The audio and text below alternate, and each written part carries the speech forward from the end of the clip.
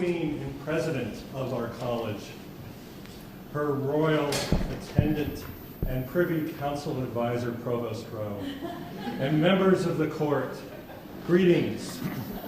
I am Thomas Stiggs, the nearly famous English astronomer. And we offer here today an impromptu, mercifully never to be repeated performance of coffee and conversations. The true confessions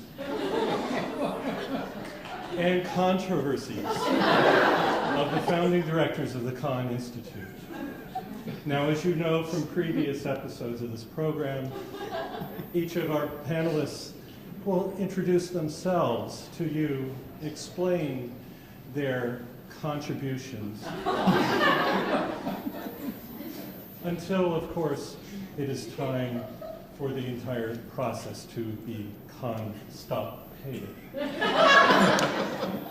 We will start first with Galileo Galilei to describe the founding of the Kahn Institute, and then move from there. Please welcome our first panelist.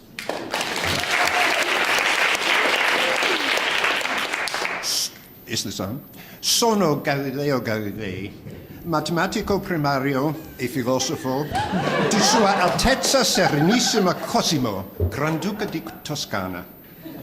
Or, I was first mathematician and philosopher to Grand Duke Cosimo. Tonight, for me, is time out from purgatory. I've been there for an agonizing 450 years, only 4,521,602 to go. Yes, even the afterlife is governed by mathematical principles. 4 million years is a big chunk of time, so maybe some of you could endow a mass for me to shorten it. Still, though, my sentence is shorter than the one they gave that pain in the Podex, Johannes Kepler.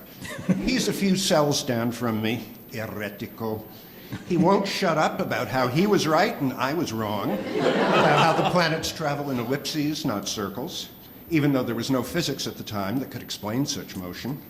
It took Isaac Newton to supply that physics. He's a neighbor too, a few more cells away, but I don't see him much. Mostly I just hear his yelps. You know, when he retired from teaching at Cambridge, Newton went to spend his golden years in London, where in his job as Master of the Royal Mint, he devised new tortures to use on English counterfeiters and coin clippers. So now he's expiating his sins by undergoing the same tortures himself. Well, basta parlare di me. I don't know what those people upstairs, those recent directors of the Kahn Institute, thought they were talking about. The Kahn Institute isn't just 15 years old. Even I wasn't its first director, nowhere close. For the record, the Kahn Institute was founded in 1258 AD by Hulagu Khan, the grandson of Genghis. The Khans are not my neighbors in purgatory. Hulagu founded the Institute in 1258, just after he'd sacked the city of Baghdad. What a week that must have been. He made the river there run black, not red with ink, but black with, not red with blood, sorry, but black with ink. Ink from all the books in the Caliph's great library that he threw into the Tigris.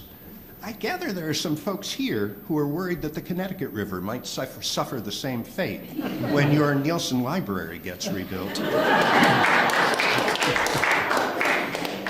Anyway, after all that murder and pillage, Hulagu wanted to redeem himself with intellectuals. So to burnish his reputation, he founded a liberal arts institute.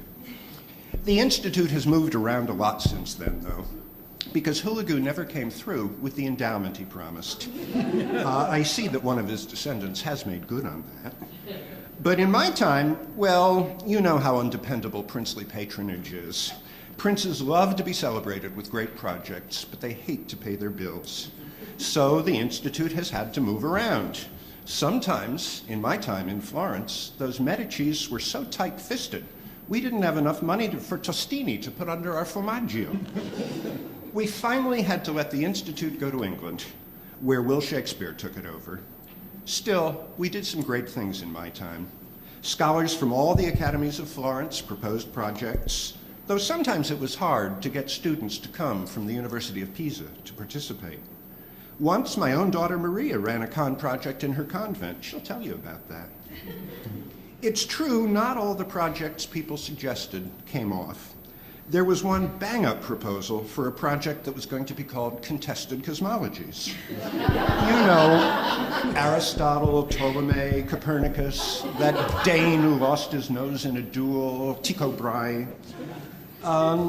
They even invited Kepler down from Prague to give a guest lecture. I put a stop to that. I had the students at Pisa write letters to him, disinviting him. In the end, though, the busybody prior at San Marco complained to Rome, so there were no contested cosmologies, at least not then. They did let us have a great weekend project in 1612, a horoscope casting workshop. That was very popular. I participated too, since I knew a lot about casting horoscopes. That was about all I did in my first teaching job at the University of Venice. I was a mathematician in the medical school there, and I taught medical students how to cast their patients' horoscopes. I joined in the Kahn workshop because I've always worried about the strain of insanity in my mother's family. My mother, you know, was loopy.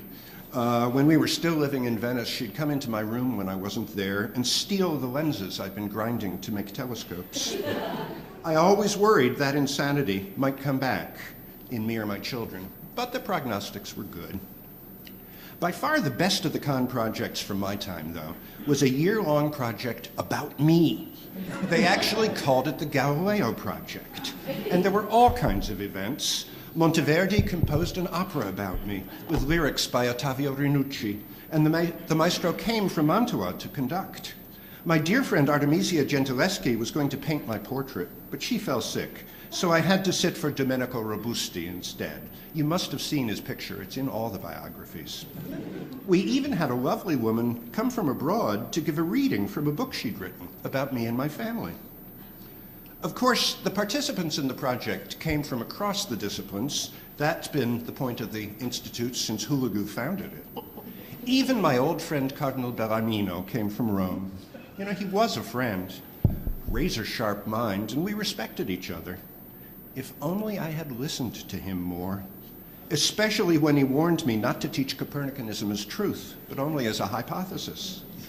He did say, in print, that if the evidence for Copernicus ever grew strong enough, he'd abandon his literal reading of those passages from the Bible, like the one in which the sun stands still in the sky.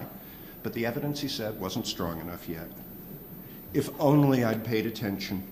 He was giving me an out that in years to come would have saved me a world of trouble. Wily Jesuit that he was, Bellarmino knew that the meaning of the word hypothesis was changing in our time. He was telling me that I could equivocate. I could say that Copernicanism was a hypothesis and mean that word in the new sense, a truth candidate. But most people would contentedly understand the word hypothesis in the old sense, just as a model that makes calculations easier, a model of something we might never really understand anyway. But still, house arrest in a hilltop villa outside Florence wasn't all that bad. I had 5 servants, including a first-class cook. Her cacioffi fritti was wonderful. But did I listen to Bellarmino? No.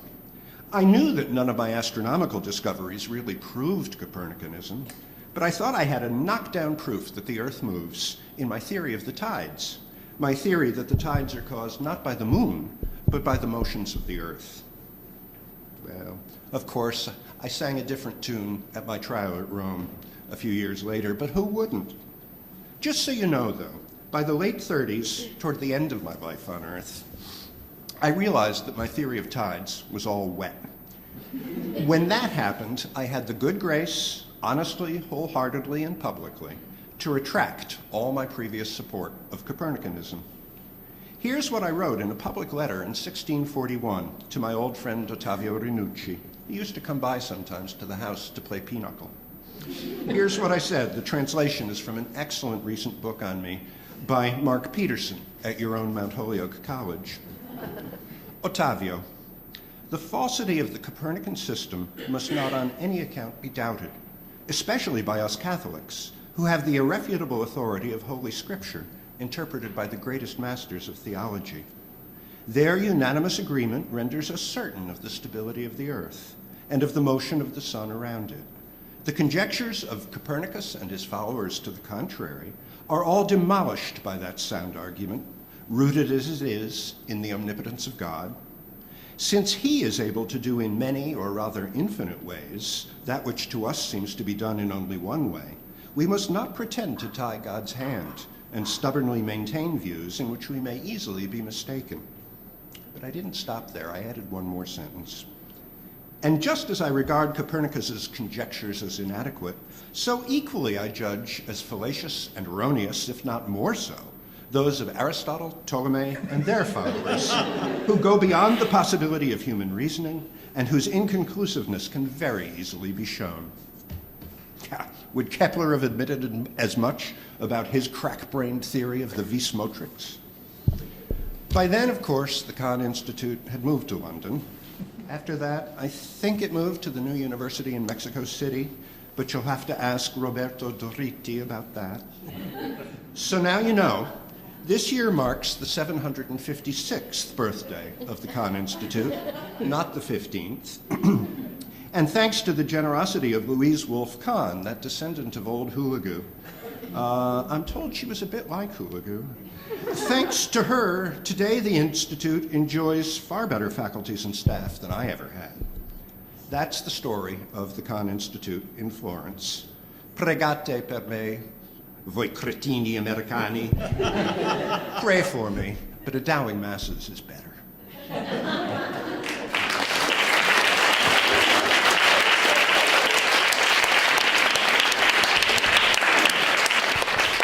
Galileo Galilei, thank you for that fascinating account of the conception of the Kahn Institute.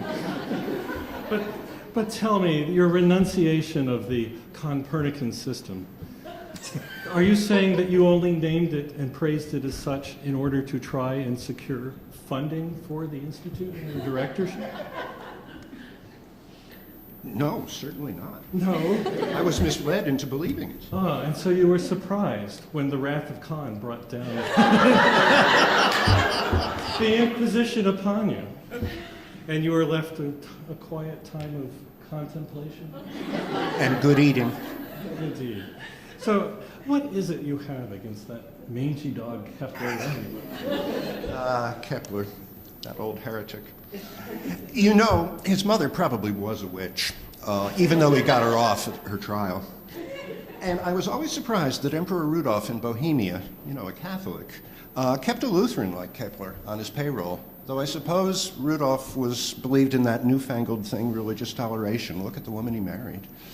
I've been suspicious of Kepler ever since the 1590s, when he published that book, Mysterium Cosmographicum, where he argued that there could be 6 and only 6 planets because of the way certain geometrical solids fit together.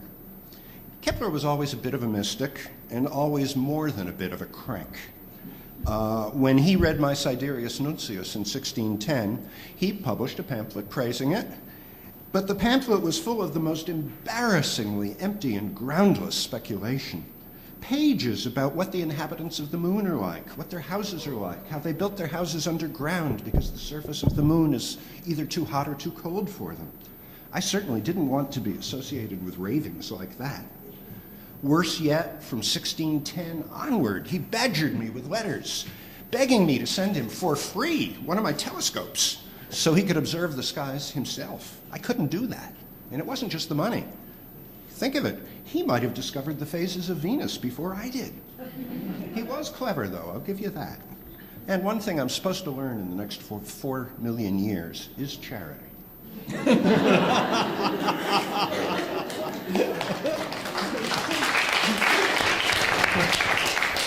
I'd like to turn next to a descendant of Galileo Galilei, his daughter, Maria Celeste, famously one of the most successful directors of a Kahn project. The one that lasts to this day, I believe it was called the Convent for undergraduate women along the banks of the Florence. Yes, it was. Please tell us more.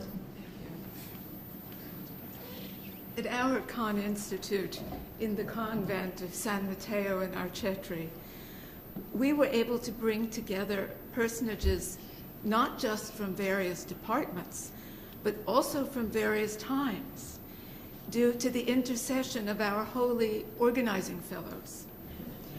For example, the sisters were pleased to welcome Virginia Woolf, who invoked a hypothetical, is that better? Or should I stand up at that one? Yes. Can I do that? Like? Yeah.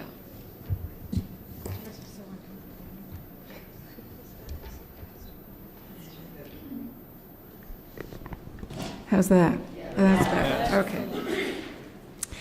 For example, the sisters were pleased to welcome Virginia Woolf, who invoked a hypothetical Shakespeare sister for our monastery, enabling us to consider, as she phrased it, what would have happened to Shakespeare's genius had it been caught and tangled in a woman's body. This was not a happy thought for many of us, who felt that our bodies, genius or no, were confined by the will of our fathers and brothers, few of whom could claim genius themselves.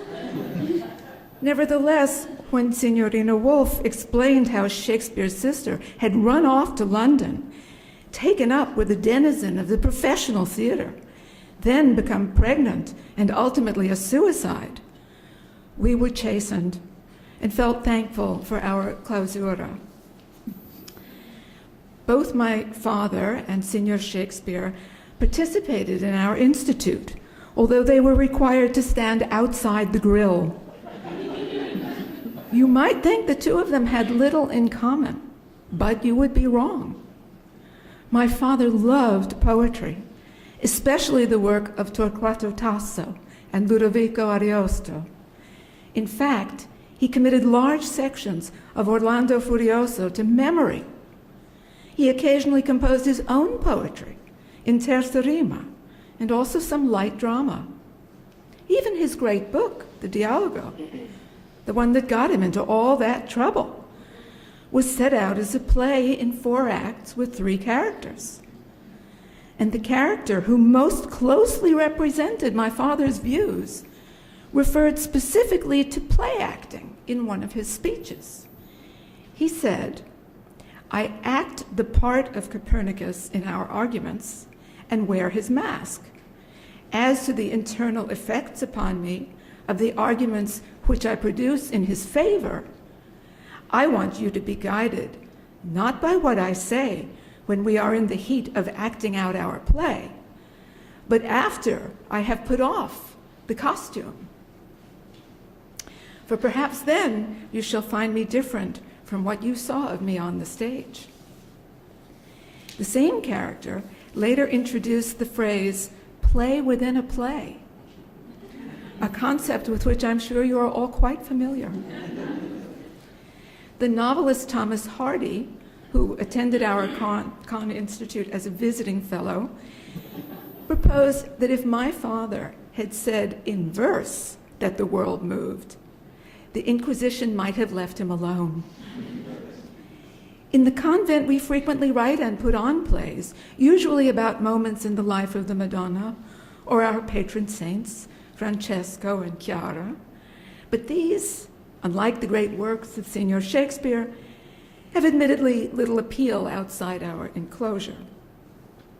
I often wish my father and Signor Shakespeare could have met and collaborated during their lifetimes. They were exact contemporaries, you know, but geography kept them apart. Neither one ever left his home country.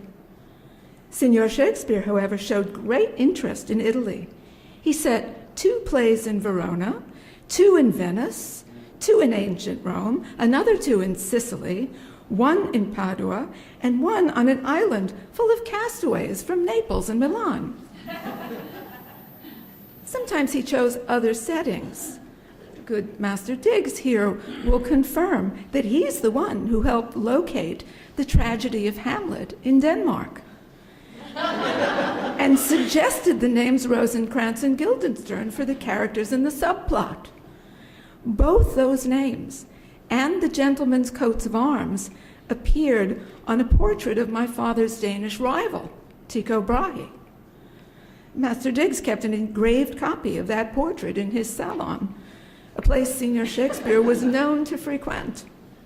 And Tycho's island, where he studied the stars, lay just across the Danish Sound from a place called Elsinore. Senior Shakespeare was well versed, if you will, in the latest astronomical discoveries of his time, and made numerous references to the heavens in his plays, as you have no doubt noticed. I would like to repeat one or two of them now, even though you have heard them before, as it feels so delightful to speak his words out loud.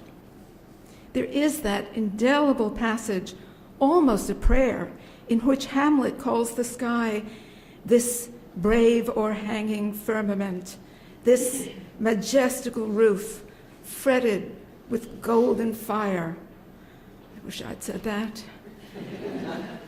Hamlet also declaims, "Sure he that made us with such large discourse, looking before and after, gave us not that capability and godlike reason to fuss in us unused." This was precisely my father's sentiment, though he said it differently, and in Italian, of course. Now I want them, he meant ordinary people, to see that just as nature has given to them, as well as to philosophers, eyes with which to see her works, so she has also given them brains capable of understanding them. You see, despite his great facility with mathematics and his devotion to physics and astronomy, he was always trying to be cross-disciplinary. I'm afraid that is all my time, and my vow of silence will allow me to say on these matters. Thank you for listening.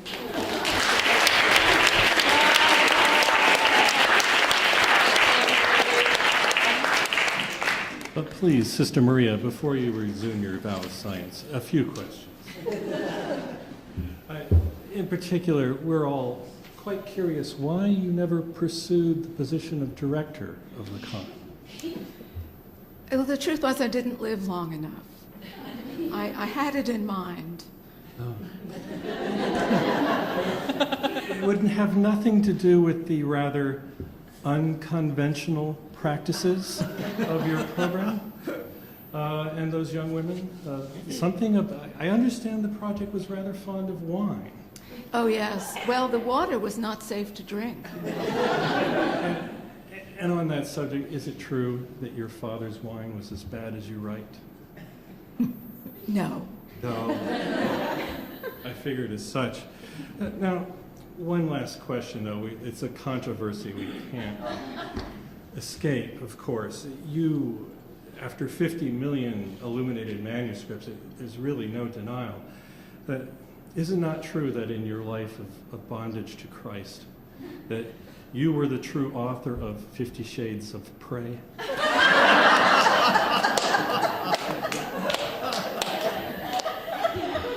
Ah, yes. And with that, perhaps the vow of silence should begin. All right, finally we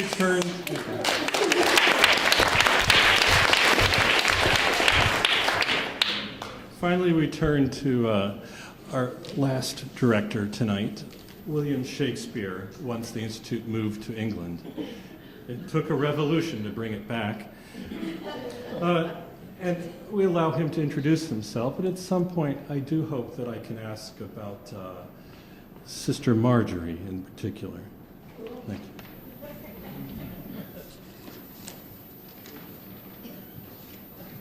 A performance, if you like.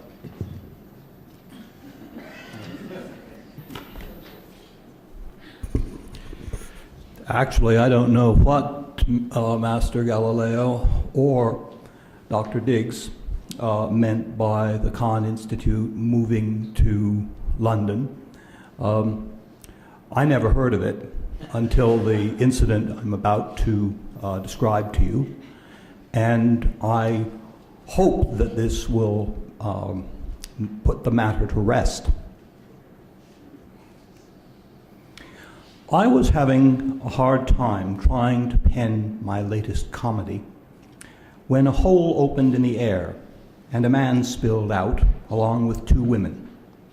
They were dressed strangely and they spoke with foreign accents. "Silkworms," said one of them, two women irritatedly. "I don't see any silkworms, and I don't smell any either." "Nor does this man look Chinese," said the man. "Before we began this trip," said the second woman, "we should have thought to bring somebody along who knows some Chinese." "Oh, that's okay," said the first woman. "You just put yourself in the right situation, and then you learn what you need to. I've got a little 21st century Mandarin." She turned to me and said something I could not understand. "Fair folk," I said, "you speak strangely, and all the skill I have knows not these garments that you wear." "We're in Scotland," said the man. "He's speaking Scotch." "Nay, my friends," said I, "ye be not in Scotland, but in London." "London," said the man. He looked accusingly at the first woman. "How do we get here?" "I certainly don't know," said the woman. "We told him where we wanted us to send us, where we wanted him to send us." She turned to me. "Sorry to have surprised you. My name is Marjorie Seneschal, and this is Rick Fantasia, and this is Rosetta Cohen. We come from the Kahn Institute at Smith College." "Fair folk," said I am William Shakespeare, and I am filled with wonder. How came ye here from Kahn?" "That's how it happened," said Mistress Marjorie. "I said silkworm, and it brought us to Shakespeare." Well, ITS has something to answer for again. The technicians were working with another defective voice program. "What magicians?" I asked. "For as I am a day old, I saw ye come through a hole in the air. Do ye enchant me? Do I wake or sleep?" "We aren't magicians," Mistress Rosetta said. "We're from the Kahn Institute, and we're conducting a thought experiment, though it hasn't worked out quite the way we expected it to." "When did it ever?" said Master Rick. He added, "It was a weekend project entitled Time, Space, God, and Silk." "Why silk?" I asked. "Why not?" said Mistress Marjorie. "It all fits together if you think about it in the right way." "Anyway," resumed Master Rick, "teaching takes time. That's Rosetta here. And I do globalization. That's space. I'm also," he added, "something of a traveling man. And all three of us are used to playing God. So we brought together some faculty members and ordered out Chinese, and here we are, though we thought we'd be somewhere else." "I do not understand you, my friends," said I. "What do ye in this fair land of Kahn? What kinds of magic do you work there? Your labors interest me greatly, for I am writing about a magician, and my muse has deserted me." "What do we do?" mused Mistress Marjorie. "Well, I guess you could say that we play. We do magic as we turn students into scholars and scholars into students once more. We try to see a problem from various perspectives."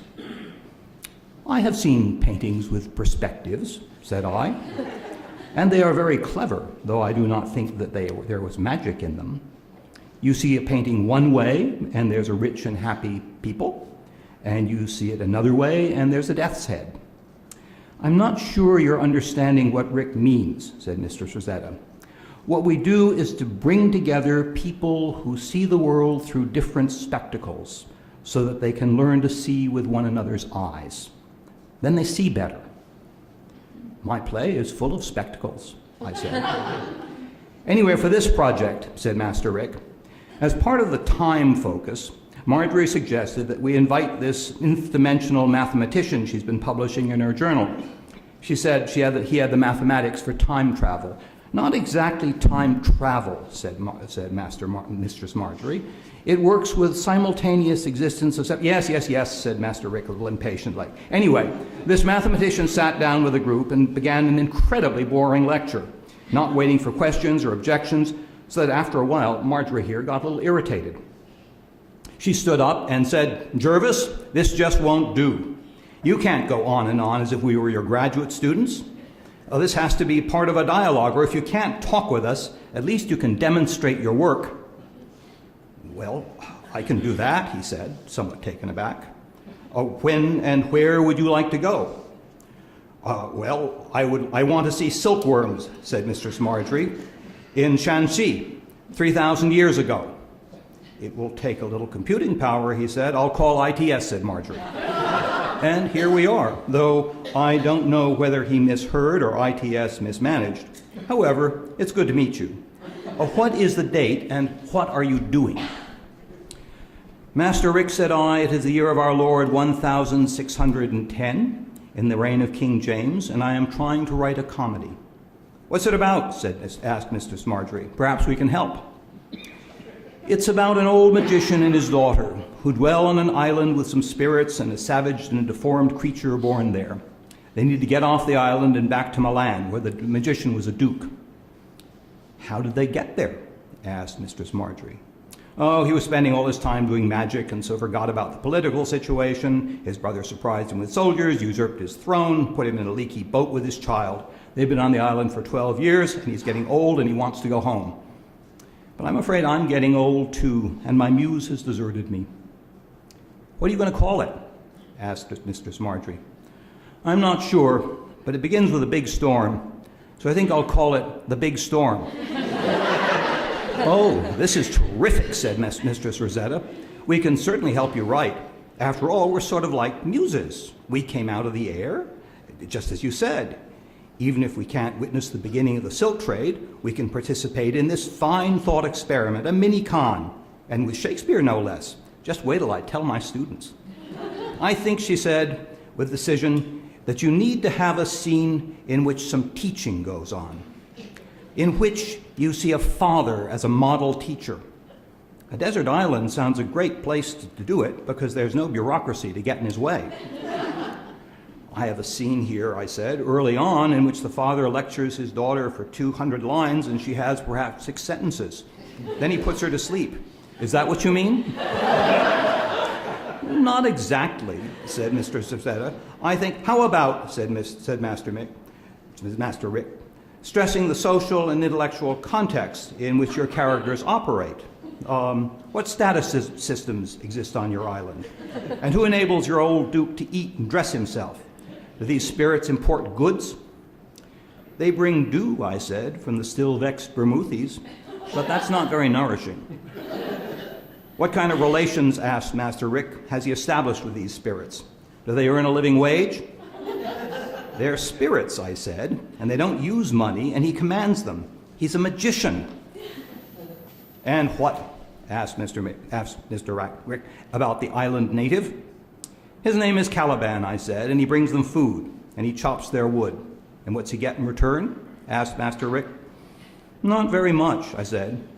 "My magician is in charge of everyone, and he spends most of his time, making sure that everybody does what he wants." "He may have been booted out of Milan," said Master Rick, "but he's clearly created an unconscious reproduction of Italian class structures."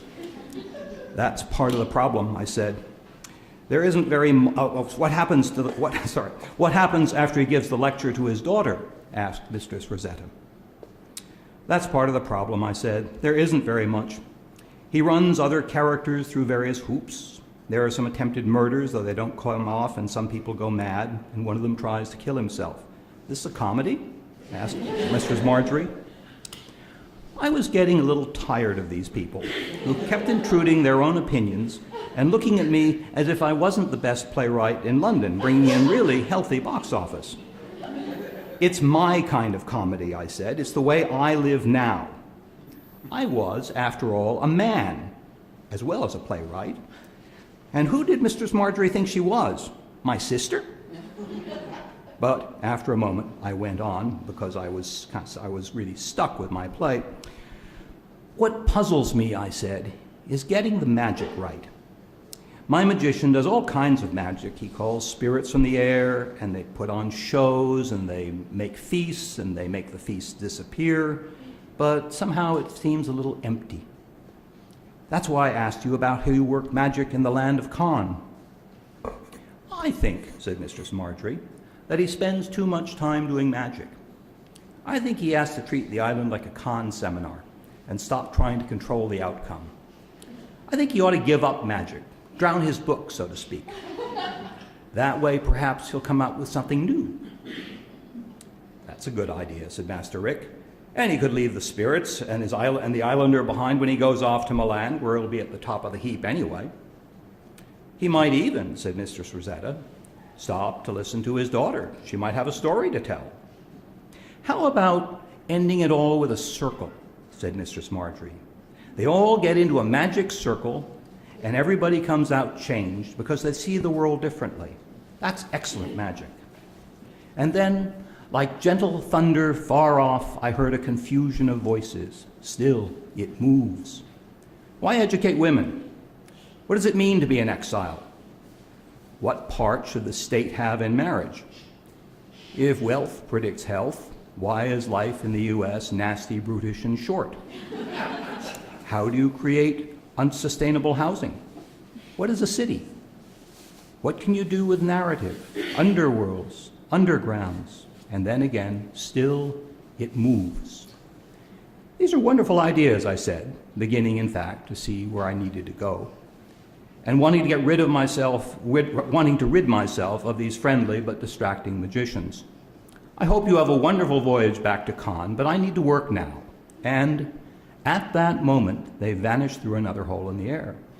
I heard Mistress Rosetta cry faintly, "You could call it the Tempest." And so I have.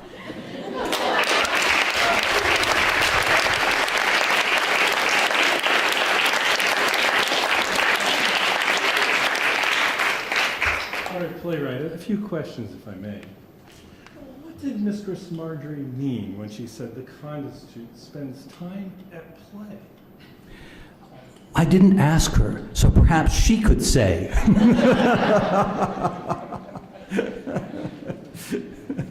just want to hear the question. What did you mean to say we spent time at play? Time at play. That's all we do. Well, then You can ask the next question. Sure, we'll move on. Now, I do appreciate the tempestuous account of travels to England, but isn't it true that you had those references to the Virgin President of the college sprinkled throughout your plays? Those were an attempt to gain appointment to the Institute? I did not know the Institute existed, though had I known it had existed, those references would indeed have been attempts to get myself appointed.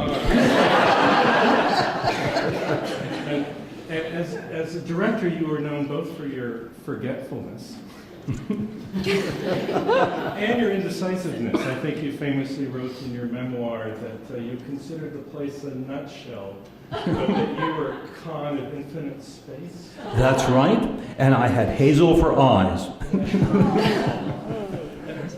So, Many people, while they were watching my plays, ate hazelnuts.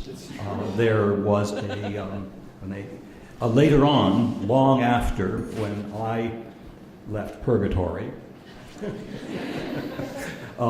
discovered that there was half a foot of hazelnut shells that people were standing on. and the purgatory had nothing to do with the plagiarism charges, did it? Oh, of course not. So you deny, sir, that you wrote all of Christopher Marlowe's plays? I wrote all of them. Ah. Of course I wrote them all. And I wrote Webster as well. Fantastic. Well, perhaps you could... But you don't want to have your name going around too much. You use pseudonyms. That's right. That's Yeah, right. We'd like to keep 6 degrees. I also wrote all the poems, though they were not really very good, of the Earl of Oxford. And this explains also the 6 degrees of separation from Francis Bacon, does it? That's right. I preferred to keep myself clear of a man who has been tainted with what do I say? And that's the adherence to the facts. I will not go on. So, I would not want to die thinking about whether chickens could catch cold. so let us leave you instead with your fantasies. This magical golden roof, this fretted with golden fire. What, pray tell, you mean thus? If you looked at my theater, right above there was for a part of the theater, there was a shelf that protruded out. It was a kind of sky, you might call it, and it was painted with gold stars. What else would I have imagined? I was hoping you would say that. Finally, someone acknowledges that the space is filled with an infinite space of stars.